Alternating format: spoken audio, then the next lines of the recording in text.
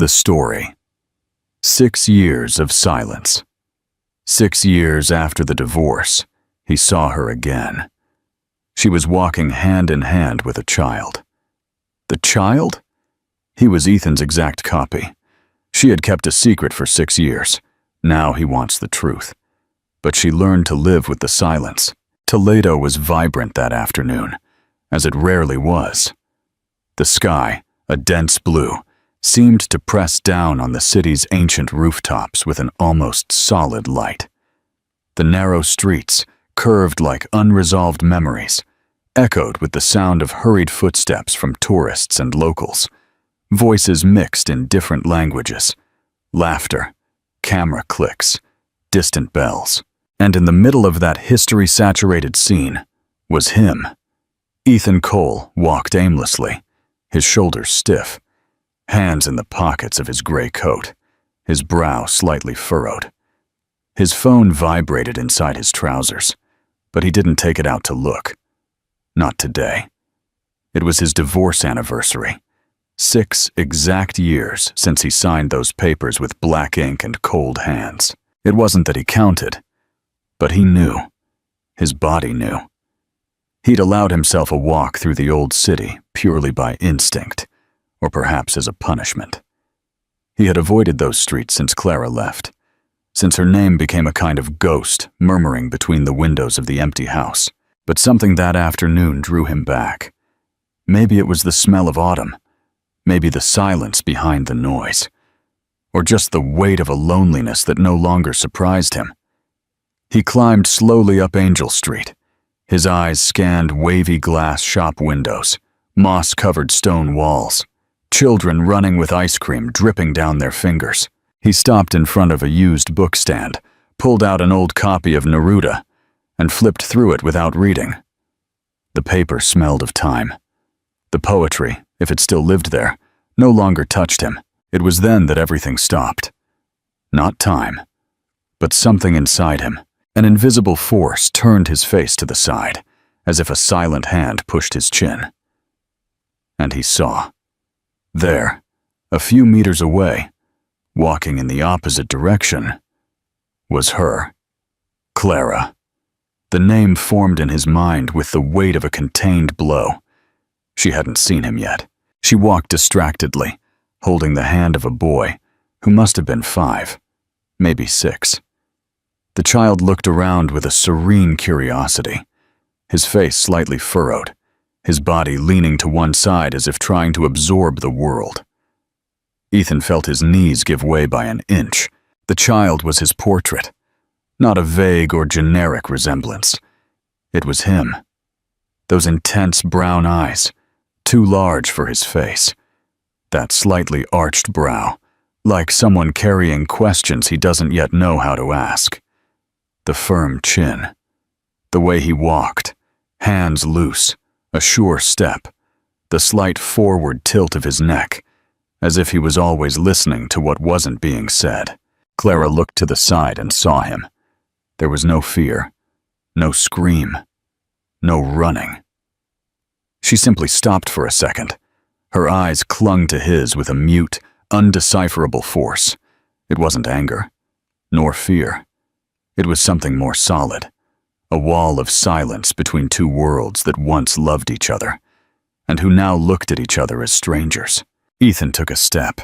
His heart was beating so hard, he felt his temples throb. He opened his mouth. The word was about to come out. But the air seemed to fail. "Clara?" He tried, but the voice didn't reach his lips. She squeezed the child's hand more firmly. She looked away and started walking.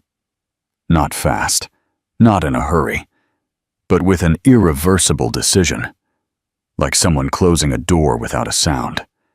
Ethan wanted to run. He wanted to scream. He wanted to call the child's name without even knowing what it was. But his legs didn't obey.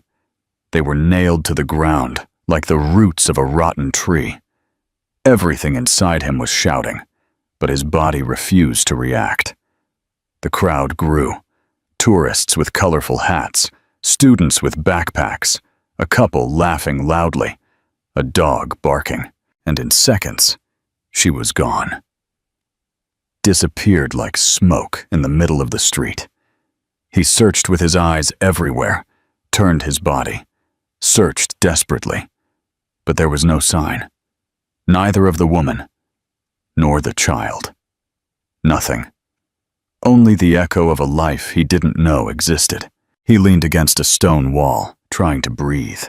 His chest hurt, not like a heart attack, but as if someone had opened his ribs with bare hands and ripped something out from inside.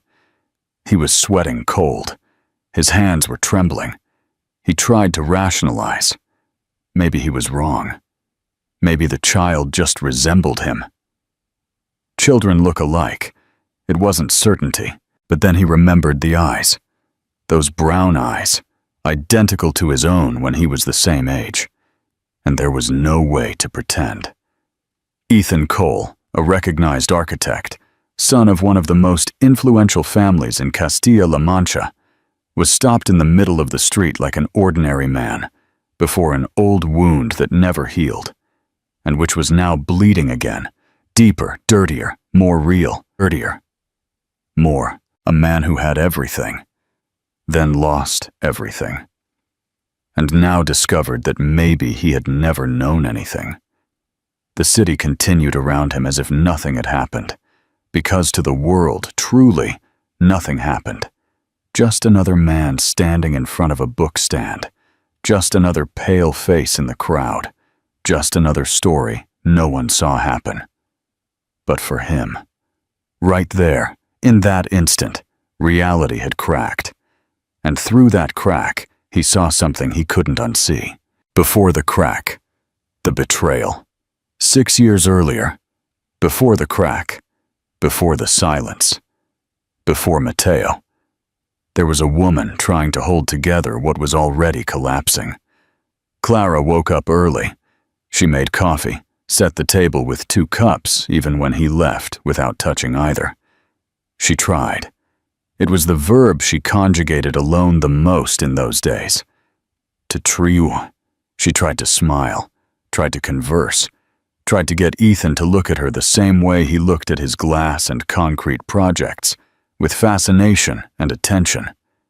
But his eyes had become foreign maps. There was no longer a path, only walls. Ethan arrived late, always smelling of cigarette smoke and boredom. He said he was overloaded with the new bid, with the firm, with his father's pressure. But Clara knew he was overloading himself with his own coldness. She felt, like someone noticing a leak in the roof, that something in her house was crumbling from within. That morning, fine rain tapped against the glass windows of the house in the ensanche. Clara looked at her reflection in the mirror. Sunken eyes, dry mouth, a trace of forgotten makeup under her chin. She decided not to cry. She showered, pulled her hair into a hurried bun, grabbed a coat, and went out. She carried a bag with freshly baked empanadas and an envelope. Inside, a small symbolic gift, a sketch of the project they designed together in their first month of marriage on tracing paper. They never built it, but Clara kept it. It was more than a draft. It was memory. It was roots. I'm going to the firm. I'm going to surprise him. She said it out loud, to no one. Perhaps to convince herself. She took the metro, got off at Plaza Zocodover, and walked to the commercial building where the Cole and Associates architecture firm was located. She climbed 3 flights of stairs, each one slower than the last. Her heart wasn't beating fast. It was shrinking. Each step seemed like a question. The hallway was silent. The main door was ajar. She could have knocked, but she pushed the door with her fingers and entered slowly. His voice was the first thing, low, muffled. Laughing. "If we keep this up, we'll end up designing the wrong bed," he said, through stifled laughter. Then, the image. She saw. She saw Ethan sitting at the project table, among papers and rulers, his shirt half open, the secretary's fingers between the buttons. She saw the 2 of them close, laughing, their eyes closed. She saw her hand sliding down his neck as if she already knew the way. She saw the body that was once hers belonging to another presence. And something in her broke, but silently. Clara did not scream. She did not run. She did not slam the door. She did not throw the envelope to the floor. She simply stepped back, as if the scene in front of her was a slow-motion fire, as if looking too much meant letting the smell of betrayal soak into her skin. She descended the 3 flights of stairs with chilling dignity, the bag of empanadas still in her hand. The envelope remained. She left the building like someone leaving a burning house, but on the outside, she was intact. Inside, there was no longer a roof, no floor. She hailed a taxi and didn't look back. That night, Ethan came home as always, late, exhausted, without looking at her. He found a cold dinner on the table and a letter on the plate. 3 lines. I don't want explanations. I want distance. I want a divorce. She wasn't in the bedroom, nor the bathroom, nor the house. Ethan perhaps didn't understand at first. Maybe he thought it was a bluff, a crisis, a whim. But she didn't return. The next day, Clara's lawyer called. 2 days later, the separation process was already filed. And, for the first time in years, Ethan perceived the silence. Not the silence of someone's absence, but the silence of someone who never comes back. The secret. Mateo. The news arrived without warning, on a mild late spring day. A late period, a strange body, sharp intuition. She bought a pharmacy test and waited alone in the bathroom of the house she had shared with Ethan. The 2 lines appeared with cruel speed, without hesitation. There was the answer. She wasn't alone. She never would be again. She sat on the cold tile floor, the test between her fingers, her legs folded, her heart trying to organize its own beats. She should have cried. She didn't. She touched her still flat belly with the palm of her hand and whispered, without knowing why. Did you come? The news could have been light, but an old shadow covered everything. The memory flashed in her mind, clear, direct, threatening. If you get pregnant and we separate, I will take that child from you. The Coles have power. Never forget that. He had said that one night during an argument, long before the betrayal, when fighting already replaced intimacy, when she dared to say she dreamed of children. And he, with the coldness of someone who knows the weight of the family name, cut the dream in half with that dry, unwavering phrase. At the time, Clara laughed. She thought it was an exaggeration. But now, with those 2 lines on the test, the phrase resonated with a different gravity. It was a threat. And more, it was the memory of the man he truly was. She spent the following days in silence. She left the house only for appointments, always at alternative times. She avoided friends, neighbors, even family. Her small belly could still be hidden. But the fear grew. She knew what the Coles were capable of. She knew about Ethan's father's power. His contacts with judges, his political influence, the way they silenced scandals and manipulated judicial decisions. She had already heard stories. She had already seen it happen with his cousin, who lost custody of her son for being emotionally unstable. Instability, in that case, meant trying to get out of a sick marriage. Then she understood. She couldn't stay. The decision came in a sleepless early morning. Sitting on the edge of the bed, her hands pressing the pillow against her chest, she took stock. She had little money saved, a gold bracelet her grandmother had left her, some clothes, and the instinct to protect that small heart beating inside her. She called her mother in Granada. She didn't explain much, just said, "I need to go." "Today? Just the 2 of us. Can it be?" On the other end of the line, there was silence. Then, a brief answer. She packed in an hour. Few clothes, documents, the pregnancy test tucked between the pages of a poetry book. She left the house before the sun rose. She called a taxi. She didn't look back. The apartment, once a home, was now an empty shell. Every corner still had his scent, and she could no longer stand that expensive perfume that hid so much venom. She arrived at the terminal with a racing pulse.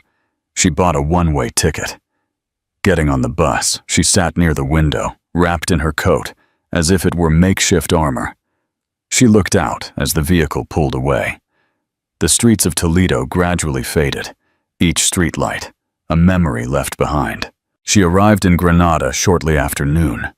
Her mother was at the door. She hugged her without asking questions, without demanding explanations. She just hugged her, tightly, silently, present. Clara cried, finally. A muffled cry, without scandalous tears. It was more a release than a desperation. In the first days, she didn't leave the room. She slept a lot. Or little. She spent hours with her hand over her belly, trying to imagine a future she couldn't quite see. Her mother cooked for two. She spoke little. It was as if she knew that silence could also be a hug. When she finally spoke, it was a Sunday. "Do you want to tell him?" Clara took a long time to answer. Then she shook her head. "No, I don't want to. I can't. But he is the father. He is the danger." Her mother didn't insist. The rebuilding, Clara Aranda. Weeks turned into months. Her belly grew. Along with it, her strength. Clara found a small technical drawing course offered by a local NGO. She started attending. Then, she got an internship at a modest architectural firm with a kind, widowed architect who taught her more than any university. There, she wasn't the ex-wife of the coal heir. She was just Clara, talented, thirsty to start anew. The pregnancy was difficult. Nausea, low blood pressure, insomnia. But she resisted. Every beat of the baby's heart was a reminder that she was alive. That choosing to run was choosing to live. Matteo was born one hot September afternoon. The labor was long, and when she finally held him, everything around her silenced. There was no pain, no fear, only him. His eyes opened, brown, immense, and looked at her as if they already knew her. Clara smiled. "You really came." That night, she wrote a single sentence in her diary. From now on, everything is for him, and she kept her word. From the day she first held Matteo in her arms, Clara never wavered again. Not because there was no fear, it existed, throbbing in sleepless nights and uncertain afternoons. But she learned to use fear as fuel. Every step, every achievement, was taken with the steady hands of someone carrying her own world on her lap. Matteo grew up surrounded by affection. There were no luxuries, but there was firm ground. There was no powerful surname, but there was a clean, honest name. Clara learned to make rice with lentils in silence, to deal with night fevers without panicking, to tell stories of enchanted worlds, while her own eyes were red from fatigue. At first, she lived with her mother in a small apartment, on the second floor of an old building in the Realejo neighborhood. The room she shared with her son had peeling walls, but the windows overlooked a sky that seemed to understand her unspoken prayers. When Matteo turned 2, she got him a spot in the municipal nursery. Clara began working full-time at the same firm where she had interned, now as a project assistant. 3 years later, she received a partial scholarship to an architecture faculty. At night, she sat in the tiny living room and sketched freehand while Matteo slept. The lines she drew were no longer just facades or structures. They were maps of her survival. She had learned to transform absence into foundation, pain into concrete. Everything that once broke her was now part of what sustained her. She excelled. The professors saw something unusual in her, a rare blend of technical precision and contained emotion. She designed houses that seemed to understand people's emptiness. She chased after every lost class, did assignments while washing dishes, studied during pediatrician appointments, read by the edge of the bed while Matteo asked for just one more minute before sleeping. She earned a full scholarship in the 3rd semester. Then, her first paid internship. And with that, she rented a small apartment just for them, 2 rooms, a narrow hallway, a balcony where she planted basil and lavender. She never told anyone about Ethan. Her college classmates imagined she was widowed. Some thought she was a single mother by choice. Clara didn't correct them. She didn't lie. But she didn't give anything away either. She guarded that part of her history like someone keeping broken glass, careful not to cut her fingers. For Matteo's birthdays, she made simple cakes and filled the apartment with recycled balloons. In the photos, only the 2 of them, mother and son. A silent portrait of everything she had built, without fanfare, without help, without surnames. Sometimes, she dreamed of him, not of Ethan, but of the child Matteo could have been if he had grown up with his father's presence. In some dreams, he ran in a huge garden holding 2 hands. In others, he said, "Mom, why didn't he come?" And Clara woke up sweating, swallowing a guilt she wasn't sure was justified. But she never hesitated. She never let the decision to have fled slip into regret. She knew what she had done. She knew why she had done it. And she knew that by doing so, she not only saved herself but also saved her son from growing up in the shadow of a name that never meant protection. At the age of 5, Matteo asked for the first time, "Mom, why don't I have a dad?" Clara knelt down, held his face in her hands, and replied, "Because you have me, and I never left you." Matteo didn't answer. He just leaned his head on her shoulder. And in that embrace, Clara understood that love was also a language spoken with presence. In her final year of college, she presented her thesis, a social housing project focused on single mothers.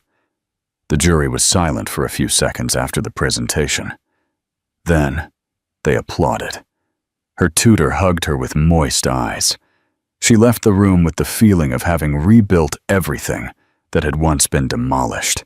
She got a job at an architecture firm focused on social projects. It wasn't Ethan's award-winning firm, but it was a space where her voice had weight. She bought a used bicycle, took Matteo to school pedaling. On Saturdays, they frequented the same corner ice cream parlor. She always ordered vanilla. He, mint chocolate chip. It was the only fixed habit of the week, the ritual of remembering that life also needed sweetness. And so, with small, dignified steps, Clara got there. A firm woman, mother of a child who smiled with his whole body, an admired professional, owner of her own story. She won, and she didn't need anyone to see it for it to be true. But now someone saw Ethan, the confrontation, stepping onto her ground. The image of the child wouldn't leave his head, so sharp it hurt. The features, the gait, the attentive silence that he himself had at 5 years old. The eyes, God, the eyes. As if time had folded over itself and returned to Ethan, the mirror of a past he never lived, but which now looked at him through the streets of Toledo with implacable naturalness. It wasn't coincidence. It wasn't projection. It was the truth. In the days that followed the fleeting reunion, Ethan tried to convince himself that he didn't need to know more. He tried because he knew what would come next. Guilt, fear, shame. But he failed. In his office, he drew lines on boards that led nowhere. At night, he read reports he didn't retain. He started sentences and left them halfway. When someone asked if he was okay, he automatically replied with a clear, but inside, everything was noise. He hired someone discreet to investigate. He asked them to track Clara, but without invading, without causing a scandal. 2 days later, he received an envelope in hand. Granada, Realejo neighborhood, her mother's name as the apartment's leaseholder, the child's school, a first semester report card, enrollment photo. Name, Mateo Aranda. He didn't carry his last name. But the face was enough. Ethan stood there, documents on the table, as if observing the record of a life he never participated in. And with that, the inevitable question, what would he do with it? He called his driver. He asked him to prepare the car for a trip. He needed time to think, he said. But what he wanted, deep down, was time to undo. The trip to Granada was long, though short in kilometers. The car seemed smaller, the air denser. He didn't speak during the 4-hour drive. He just watched the landscape change with an immobile face. He thought about Clara, about the courage she had to disappear, about the courage he never had to be someone different. He arrived at the address, a discreet street, low buildings, children playing on the sidewalk. He got out slowly, his hands damp. He climbed the steps with silent footsteps. The doorbell was simple, round. He rang it once, and waited. When the door opened, the image in front of him disarmed him. Clara, her hair shorter, her face more mature, but the eyes the same, intense, clear, strong. She didn't seem surprised. She looked at him like someone who was already expecting him, like someone who already knew that someday this moment would come. "Ethan," she said. Without emotion, he didn't answer immediately. He just looked at her as if he still couldn't believe she was there. Real, alive, out of reach? "He's my son, isn't he?"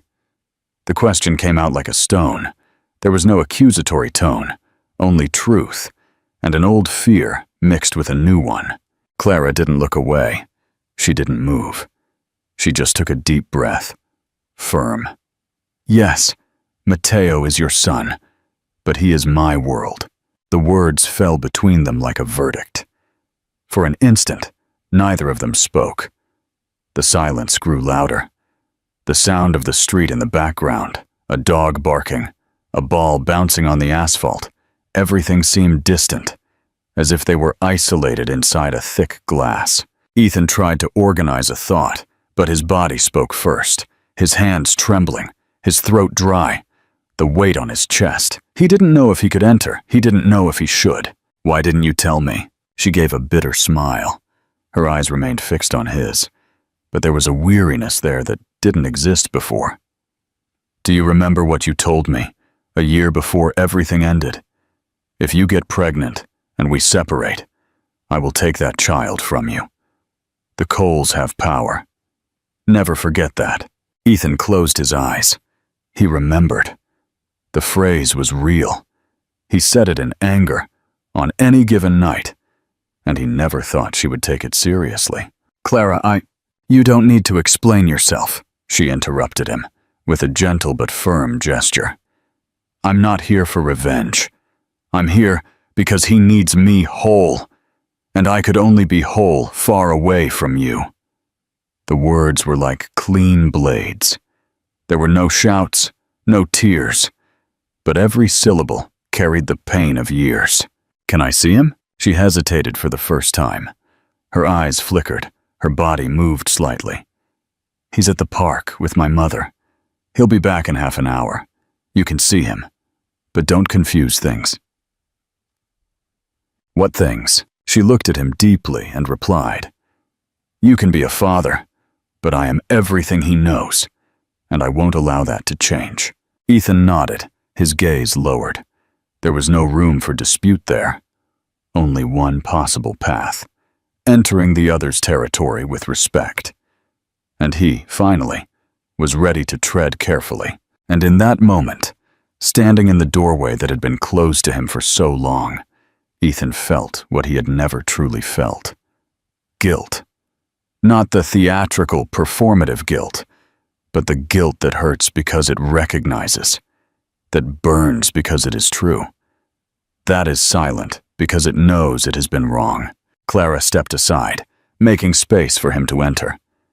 And so, without rituals, without hugs, without promises, the story began to reopen. Final reflection, Ethan entered Clara's apartment with the same feeling of invading a sanctuary. It was a small, modest space, but clean, alive.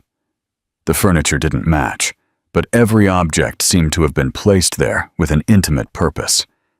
There were children's drawings taped to the fridge, a plant on the windowsill, a crooked lamp next to a worn armchair, and in the center of it all, the subtle scent of lavender, the same one she used on her pillow when they still slept together, although now it seemed like a different perfume, more mature, more hers. Ethan saw what Clara meant. The future wasn't about redemption. It was about responsibility.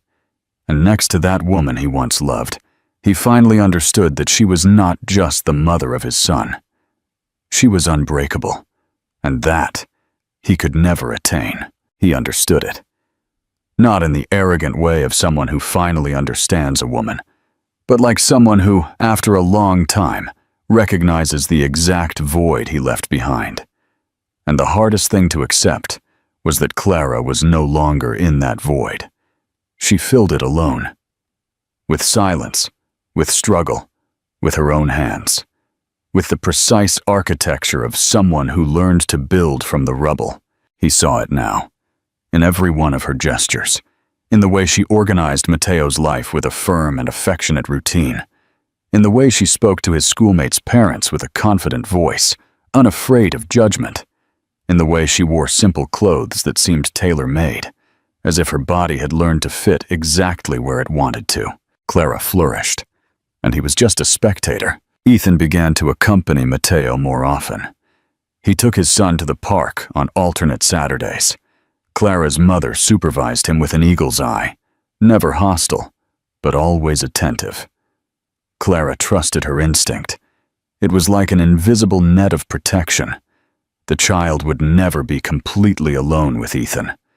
There would always be a watchful eye nearby, and Ethan never complained about it.